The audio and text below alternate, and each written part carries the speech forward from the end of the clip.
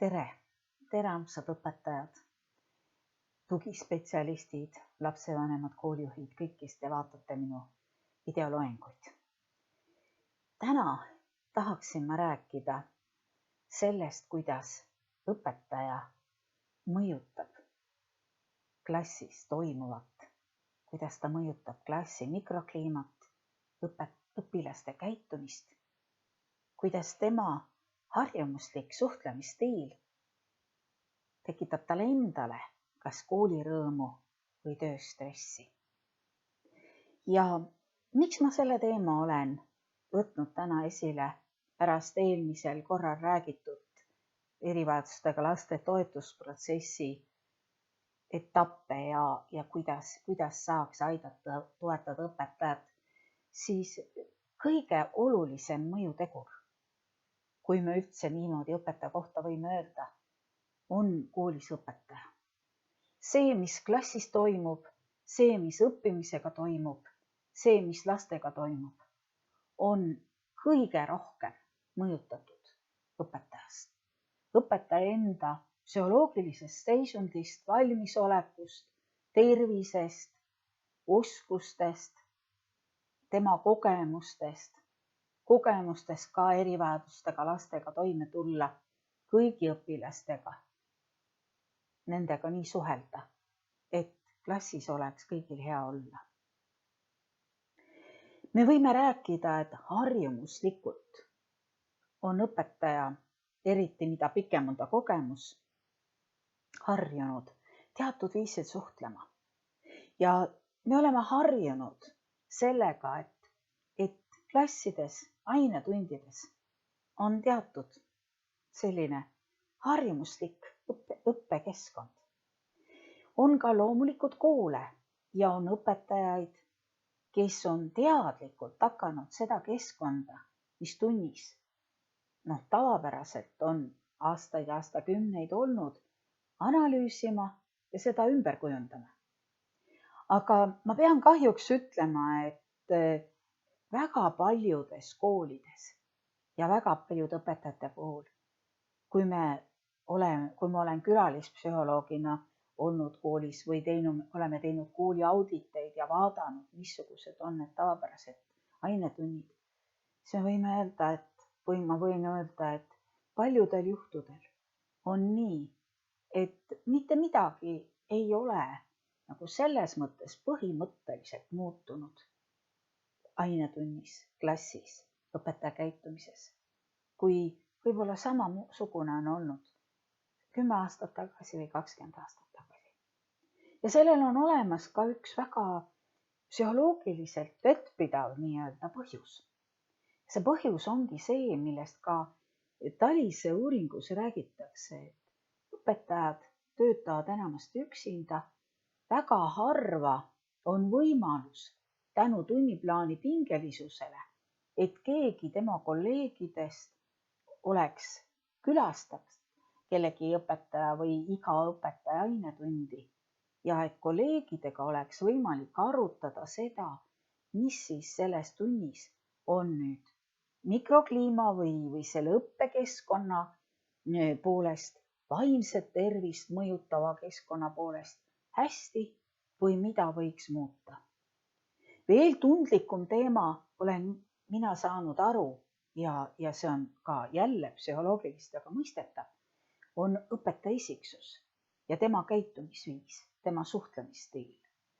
Väga keeruline, isegi kui ka on individuaalne nõustamine või töönõustamine, väga keeruline on õpetajale kuidagi moodi tagasisidestada, et ta võiks mingeid oma käitumisvõtteid muuta. Võtame kas väga lihtsa asja, see, kui palju õpetaja vaatab õpilastele otsa või kui palju ta seisab näiteks seljaga klassi poole. Need on nii lihtsad asjad, aga need on psühholoogiliselt väga mõjusad. Ja täna mina proovingi rääkida oma niisugustest psühholoogilistest kogemustest, põhialustest, mis võiksid muuta õpikeskkonna klassis ainetunnis kõigile osapooltele meeldivamaks. Ja see videolaeng ei ole mõeldud nendele õpetajatele, kellel juba kõik on väga hästi või kes juba on palju muutusi teinud ja ennast analüüsinud ja sellega seoses õppinud ennast palju rohkem ka tundma ja saanud aru, et tema on see, kes võib väga palju teha selleks, et klassis oleks parem kõigil olla ja koolirõõm suurem.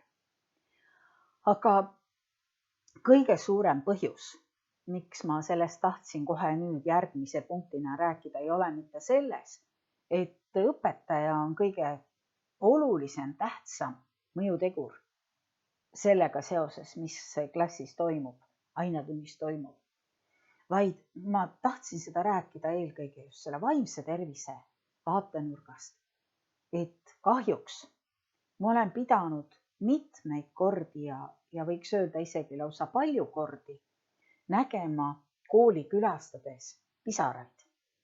Ja need ei ole olnud mitte ainult lastega seotud või lapsevanematega seotud pisarad, vaid need pisarad on ka mitmetel kordadel ja võiks öelda, et ülemääraselt paljudel kordadel olnud seotud õpetajatega, kus neljasilma vestluses õpetaja on rääkinud sellest, mis tal tegelikult on põhjus, miks tal on kord käest ära või miks ta ei oska mõnede õpilastega nagu toime tulla. Kahjuks on ju see tavapärane, vähemalt minu kogemuse järgi paljudes koolides, et see kõik oleks nagu õpetaja enda asi või tema vastutusala või tema nii-öelda autonoomne tegutsemisvaldkond, et ta nagu peaks üksinda hakkama saama, aga see ei ole absoluutselt tõsi, see ei ole võimalik. See lihtsalt ei ole vaimse tervise seisukoha pealt nagu lubatud. See on õpetaja enesetunde ja tervise jaoks kahjustav. Ja kui õpetaja ei ole vaimses mõttes nagu turvalises keskkonnas, mida ta küll võiks ise luua, aga ta ei ole selleks võimeline, siis loomulikult on arengut, õppimist, käitumist kahjustav see keskkond ka lastele. Ja paratamatult on psühholoogiliselt nii, et kui kellelgi ei ole hea olla selles keskkonnas või tal on mured seda tüüpi, mis selles keskkonnas vallanduvad, siis see inimene, olgu ta siis täiskasvanud inimene või laps, hakkab halvasti käituma. Ja hakkab käituma nii, et ta hakkab mõjutama teisi. Õpetajale võib selline keskkond olla pärandatud.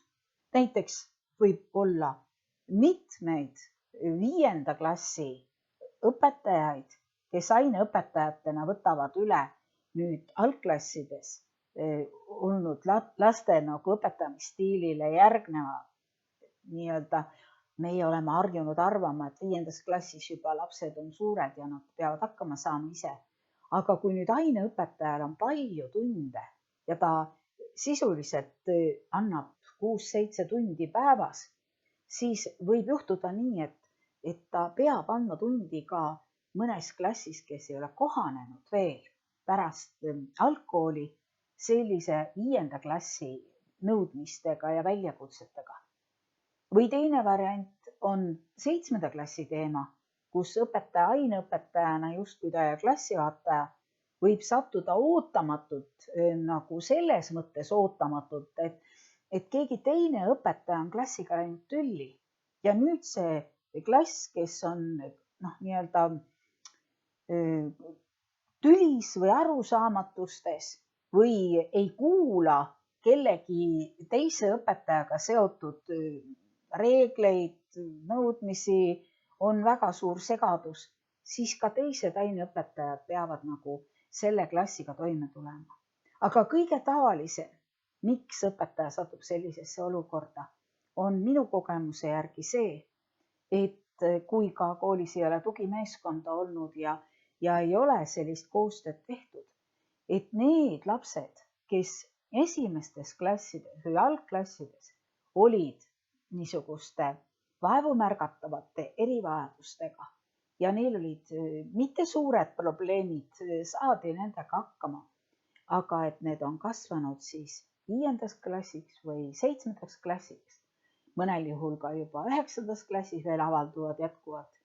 Need probleemid on kasvanud suureks mureks ja kuna ei ole olnud sellist süsteemset ja süstemaatilist õpetaja toetamist, siis on õpetaja mõnes mõttes sunnitud nii-öelda hakkama saama olukorraga, mida ta ise ei ole tekitanud. See on nagu üks niisugune õpetajatele raskeid olukordi või rasket väljakutset pakkuv olukord. Aga teine loomulikult on see, kui klassi, võib-olla tema enda klassi tuleb kas uus õpilane või on klassis suhete mustrid muutunud, keegi laps on saanud trauma või mõjutusi väljaspool kooli, tal on kodus juhtunud kas siis mingi trauma või vanemad on lahutatud või ükskõik missugused mured väljaspool kooli on ta kaasa toonud ja õpetaja peab nüüd omamata spetsiaalselt seda tüüpi psühholoogilist ettevalmistust tunnis saama hakkama ka nende kooliväliste muredega ja olukordadega, mida peaks tegelikult seda õpetaja puhul aitama lahendada just need tugispetsialistid ja tugimeeskond koos teadlikult. Ja kolmas muidugi selline olukord on, mis õpetaja tekitab sellise väljakutse ja ta vajaks tuge, on see, kui mingil põhjusel, ükskõik kas see põhjus on suur või väike, on õpetaja ja klassi suhted korrast ära läinud. On väga palju olukordi, mida mina kõrvaltvaatajana näen, et klassis on täiesti selge konflikt õpetaja ja klassi vahel. Aga mingil põhjusel, ja seda ma nimetaksin selliseks valdkondlikuks teemaga seotud nii-öelda tabuks, ei ole paljudes koolides võimalik õpetajal kellegi poole pöörduda. Selleks, et abi otsida ja tihtipeale tõesti polegi kellegi käest abi otsida. Ta ei saagi abi otsida juhtkonna käest, sest juhtkonna roll ei ole psühholoogiliselt nõustada. Mul tuleb meelde ühe kooli selline nii-öelda suur tellimus minu kui psühholoogi poole töönõustamisega, individuaalses töönõustamises ja seal oli 5-6 õpetajat, kellega ma individuaalselt tegelesin, nende tunde filmisin ja nendega me rääkisime, analüüsisime, et mis siis on juhtunud, et tunnis on nii keerulised olukorrad ja et lapsevanemad on väga pahased ja juhtkond on ärritunud, et ei tea, mida teha. Ja kõige niisugune veel lisateema oli, et me jõudsime kõigi nende õpetajatega sinnamaale, et õpetajatel on endal mingisugune tõsine probleem, terviseprobleem, keegi nende kallitest oli surnud, oli kusagil toimunud mingisugune väljaspool kooli mingi arusaamatus.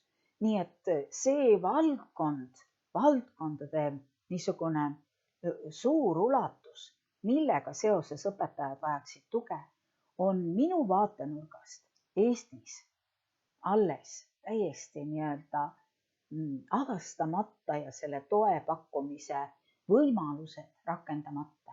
Sellepärast ma nüüd enne, kui me läheme laste käitumiste analüüsi juurde või mingeid muid teemasid käsitlema, tahan ma rääkida just sellest õpetaja teemast.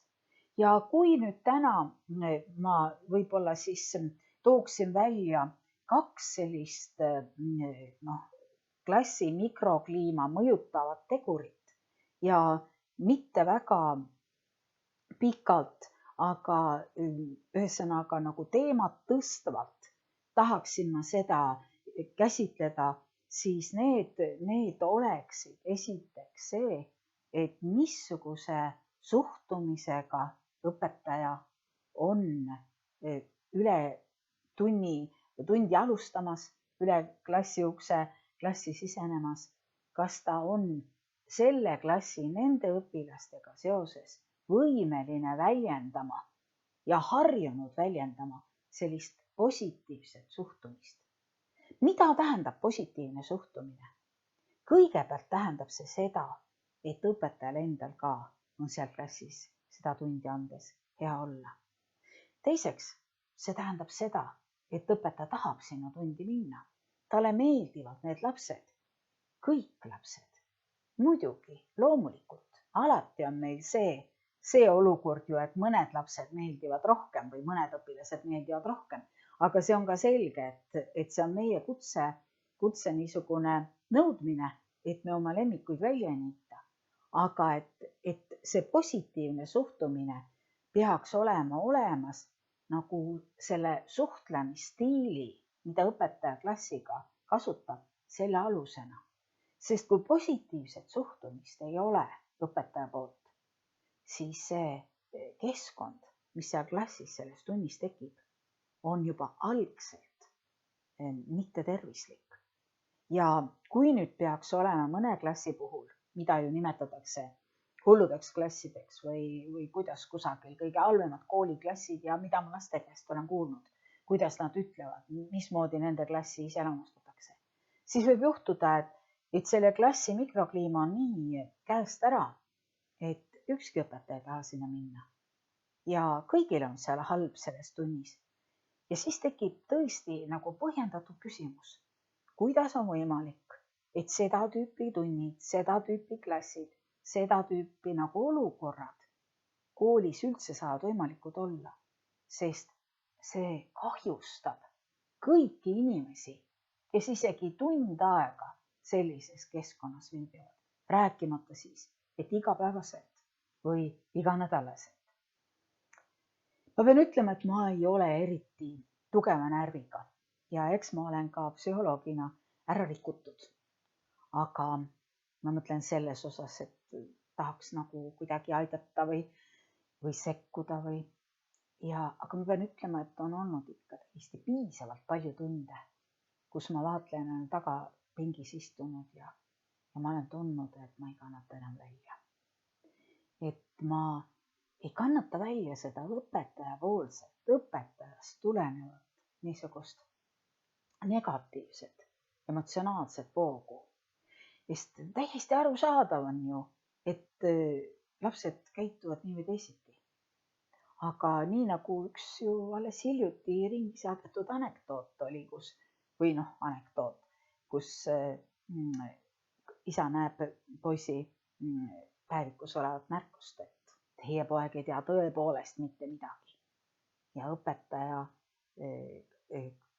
läheb järgmisel päeval päevikut vaadates.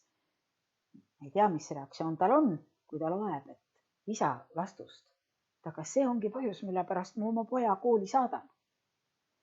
Et see niisugune arusaamine, täiskasvanulik arusaamine, et kui mina õpetajana ei suuda positiivselt suhtuda nendesse lastesse, siis sellisel juhul meil pole võimalik koos eksisteerida või õigemini see koos eksisteerimine on meid kõiki kahjustav. Siis peab tulema appi tugimeeskond, peab tulema appi koolipsühholoog või lausa terve tugimeeskond ja võtma analüüsida, milles on siis selle klassi mikrokliima nagu põhjused.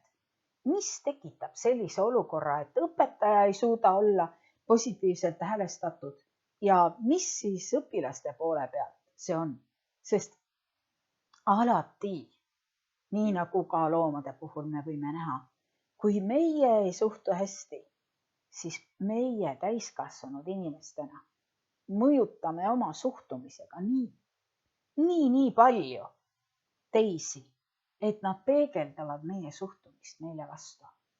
Ja sellepärast ongi küsimus selles, et enda nagu suhtumistega naeratust, mida siis õpetaja laste poole saadab, tihtipeale ei panda üldse, ei pane õpetaja ise tähele. Mul tuleb nii meelde üks koolijuhtidega seotud videotreening. Olen palju teinud neid Tallinna Ülikooli ajal ja pärast täienduskoolituses. Ja selle videotreeningu ajal oli üks ülesanne, kus paari minuti jooksul pidi siis igaüks ennast tutvustama. Ja siis me kõik tagasisidena ütlesime 5 või 3 positiivset tagasisidet selle väikse klipi kohta ja ühe siis mitte kriitilise ega negatiivse, vaid ühe tähelepaneku, mis võib-olla siis meie arvates äkki see inimene ise ei ole tähele pannud. Ja mul on meeles, kuidas üks õppealajuhataja rääkis oma juttu ära ja ta oli lausa morn. Ta ei olnud mitte, küsimus ei olnud naeratamises, vaid küsimus oli selles, et tal oli kulmkortsus ja kuigi ta rääkis oma koolist ja iseendast mõne sõnaga. Ja kui siis me tagasisidena, kui ta kuulis, et kõik oleks väga hästi, kui ta ka natukene naerataks, siis selle peale ütles see õppealajuhataja, et ta sai ise ennast vaadates täiesti šoki. No see oli mõned ajad tagasi, kui veel selline enese selfide ja videode tegemine ei olnud nii populaarne kui praegu. Et ta sai šoki selle pärast, et kas ta siis üldse ei naerata. Ja ta sellel samal korral hakkas ennast analüüsima, ütles, et võib-olla see ongi põhjus, mille pärast mind nii palju kardetakse, et ma ei naerata. Ja kusjuures ta ei olnud ise, vähemalt meie selle koolituse jooksul ei tekkinud sellist tunnet, et ta kuidagi oleks kuri inimene või ebameeldiv inimene, aga ta oli harjumuslikult harjunud mitte naeratama. Ja õpilased ju erinevad, õpetajad vahetuvad, ega nendel ei ole olemas sellist hinge binoklit, et nad suudavad näha mitte naeratava õpetaja taha selle hinge sisse, et ta on tegelikult hea. Muidugi mõnede õpetajate puhul see äratundmine toimub, aga positiivne suhtumine õpetaja poolt väljendub just eelkõige selles, et ta naeratab, et ta ütleb häid asju, et ta tõesti kõik saavad aru, et sellele õpetajale meeldib seal klassis olla. Tavapärane on hoopis kahjuks see, et tund algab kuidagi noomimisega, kas kodutööde mitte tegemisega või kus õpetaja sellise harjumusliku suhtlemisstiili tulemus on, et õpilased saavad selle sõnumi, et õpetajal on nendest kõrini, et ei ole tore koos olla ja järjekordselt jälle on keegi neile tüliks. Kas tööd on tegemata või ükskõik, mis siis see probleem ei ole. Ja selle niisuguse harjumusliku nii-öelda negatiivse emotsiooni pealt hakkavad siis tulema välja kõik õpilaste halvad käitumised ja muud taolised niisugused teemad. Ja kui nüüd veel selle positiivse suhtumise nagu väga tähtsa teise sellise tunnusmärgina välja tuua on see, et kui inimene suhtub teisesse positiivselt, siis ta kuulab teda, ta märkab teda, kõigepealt märkab. Kui me räägime õpetaja rollist õpilaste toetamisel, siis me räägime varajasest märkamisest. Lasteaias juba lasteaiaõpetajate poolt. Me räägime varajasest märkamisest ükskõik mis klassis, kui näiteks õpilase puhul on toimunud mingi muutus, et õpetaja paneb tähele, et ta on 2 päeva olnud masendunud või ta ei ole päev otsa võtnud ühtegi oma töövihikut välja, siis me räägime, et õpetaja märkab.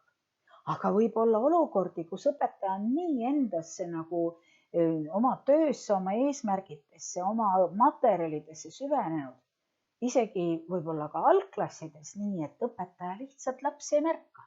Ja sellepärast olen mina nagu väga suur selle rühmapõhise õppimise toetaja, et siis on vähemalt lastel võimalik märgata, kui kellelgi on tuju paha palju rohkem, kui siis üksteise taga istudes. Mul ei lähe meelest ära selline täiesti nii-öelda kummaline situatsioon ühes klassis, kus oli palju õpilasi. Algklassides, 2., 3. klass, kus oli üle 20 õpilase ja mina istusin jälle tagapingis ja õpetaja oli ees laua taga, nii nagu tavaliselt ikka on nendes klassides, kus ei ole analüüse toimunud klassikeskkonna kohta. Ja tagapingis minu kõrval istusid 2 poissi, kes mingil X põhjusel hakkasid üksteisega niimoodi grillima. Ja see grillimine läks nii suureks, et nad hakkasid üksteisele haiget tegema. Ja mina mõtlesin, et kas ma keelan või mis ma selles olukorras teen. Aga siis mõtlesin, et tegelikult ma peaksin ju hoopis saama aru, mis õpetaja teeb. Ja kujutage ette, see olukord läks nii kaugele, et üks poiss virutas teisele õpiku nurgaga vastu nina, poisil hakkas ninast veri jooksma, ta tõusis püsti, läks niimoodi, et klassipõrand oli veretilku täis uksest välja ja tuli pärast tagasi, istus teise poisi kõrvale, midagi virutas sellele lööjale ja tund siis lõppes ja ühtegi korda ei reageerinud õpetaja. Ja ma õpetaja käest küsisin, et pärast tunde, et mis oli see põhjus, et te ei reageerinud sellele. Siis ta küsis mulle, millele? Kas te siis ei pannud tähele, et üks poiss lõi teisel nina verd jooksma, see läks uksest välja oma nina nagu loputama ja et nad kiskusid, kaklesid tunni ajal. Ja need olid algklasside õpilased. Ja ma tõesti siiamaani mul tuleb see meelde, kuidas õpetaja ütleb, et aga ma ei pannud tähele. Nii et see hea suhtumise väljanäitamise jaoks on peale selle, et õpetaja klassi ees näitab klassile välja sellist soovi olla nendega koos, näitab välja ka igale ühele üksikult. Seda ta ei saa ju muidu teha, kui ta ei käi klassis ringi. Ja kui on rühmapõhine õpe, siis ta käib nende rühmade juures, aga et ta vaatab ka isiklikult igale lapsele otsa. Ja et iga laps võib tunda, et tema on märgatud, et ei ole neid halle hiiri, neid keskmisi õpilasi või neid halbu õpilasi, kellega õpetaja lootus on kadunud, kes võivad tundide kaupa käia kohal ja õpetaja ei pane neid tähele. Neil võib olla, jälle tuleb üks olukord samasugune, kus ma pidin tunnis vaatlema ühe poisi, spetsiaalselt ühte poissi, kuidas ta tunni ajal nagu pastakaga väga kõvasti oma käsivärsi nagu joonistas. Nii et see oli silmnähtavalt nagu lõikumise nagu variant pastakaga. Ja jälle õpetaja ei pannud tähele. Jälle ta oli nagu harjunud, et see laps niimoodi endaga teeb. On esimeses pingis olevaid lapsi, kes magavad tunni ajal ja õpetaja ei võta mitte midagi ette. Olen olnud sellises klassis ja küsidis jälle, et miks ta midagi ei teinud, siis õpetaja ütleb, et ta magab iga kord. Ja kuidas võib olla võimalik, et on üks klass, kus klassis on õpetaja, kus klassis on tund, kus on klassis erivajadusega laps ja ta käitub kuidagi moodi ja ei ole mitte kedagi, kes õpetajat toetaks, et õpetaja käituks niimoodi nagu psühholoogiliselt, oleks talle endale parem, õpetajale parem, aga selle lapse jaoks lihtsalt hädavajalik nagu abi. Ja muidugi kolmas selline positiivse suhtumise nagu väga niisugune ilmekas või ka lihtsalt ei saagi teisiti olla, kui me mõtleme oma lähedaste inimeste peale, oma kallite inimeste peale, kui me kedagi armastame, kui me kellessegi hästi suhtume ja me näeme, et ta on hädas või tal läheb halvasti, siis iga selline vähegi heatahtlik inimene või arusaamisega inimene, et meist sõltub ka meie selle kalli inimese või meie õpilase edukas käekäik, siis me aitame teda, me juhendame teda, me toetame teda, me küsime, me kuulame, milles on probleem. Ja kui me ei saa aru, siis me küsime uuesti. Me võtame selle teema eraldi ette, me uurime välja, mis on lahti ja milles on küsimus. Ja jälle mul tuleb meelde üks näide, kuidas üks poiss, kes oli 3 aastat istunud matemaatika pärast 6. klassis, kui ma küsisin, et kas sa oled rääkinud kellelegi, mis sul matemaatika on siis korrast ära, siis ta ütles selle peale, et ta ei saa aru, matemaatikaõpetaja ei saa aru, aga klassijuhatajale, kas sa oled klassijuhatajale rääkinud, aga ta ei saa aru. Kas sa kodus oled rääkinud, emale rääkinud, isale rääkinud? Nad ei saa aru. Ja laps istub 3 aastat klassis. Muidugi, tõenäoliselt oli tal veel teisigi halbu hindeid. Aga kui lapse tunne on, et ma ei saa aru, siis sellel juhul peaks olema kedagi, kes õpetajat toetab, et õpetaja suudaks tagasi endas leida selle positiivse suhtumise tervesse klassi, igasse õpilasesse, et tal endal oleks ka parem, et ta ise tunneks rõõmu selle õpetamisest, ta ise tunneks rõõmu oma elukutsest, oma õpetaja heast südamest ja laste armastamisest koolis. Täna oli siis selline jutuajamine. Järgmisel korral me räägime edasi samal teemal, aga siis me räägime, miks õpetaja suhtlemisstiil enese kehtestamisega seoses ei mõjuta võib-olla lapsi hästi käituma või milles on selle teemaga seotud probleemid. Olge väga-väga hoitud ja ilusat sügist teile, koolirõõmu ja positiivset suhtumist oma töösse. Olge hoitud.